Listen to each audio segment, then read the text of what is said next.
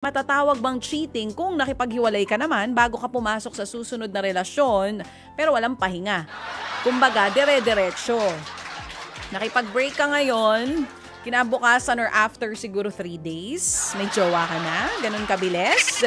Ganun ba kabilis? Ganun kabilis nagka-jowa ka agad, matatawag po ba yung cheating? Ang inyong mga kasagutan, pwede nyo pong i-comment sa Facebook Live ng Radyo 5, sa Facebook page ko na DJ Chacha, pwede rin, naka-live din tayo dyan.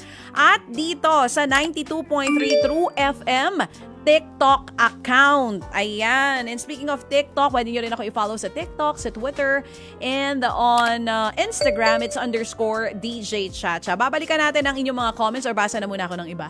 Basa muna ako, ayan. Sabi ni ating producer dito na si Jeff. Sabi dito ni Sergio Gonzalez.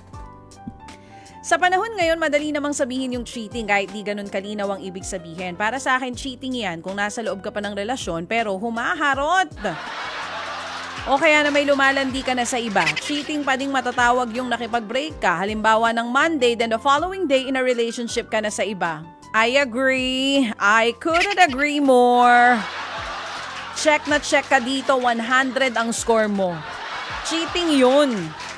Nagloko ka, ibig sabihin kayo pa ni ex may reserba ka na. Tama, di ba? Nung nag-break kayo ngayon, bukas may jowa ka agad. Ano yung same day, nagkakilala kayo?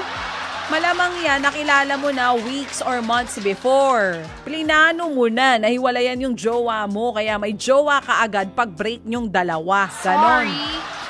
Hindi pwede sa akin na sorry. Sorry. O ito, sabi pa dito, hugas kamay lang yung dahilan na yan eh. Break naman na po kami ni ex bago naging kami ni present. Sus! Walang moving on stage. Yun lang naman. Sa dami ng sinabi niya, sa dulo, ang nasabi na lang niya ay yun lang naman.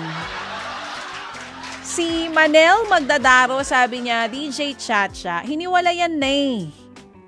Hindi na po yan cheating kasi nga hiwalay na daw. Ako feeling ko depende talaga kung gaano katagal bago ka nagkaroon ng jowa. Mamaya ako sasagutin yung aking comment tungkol dyan.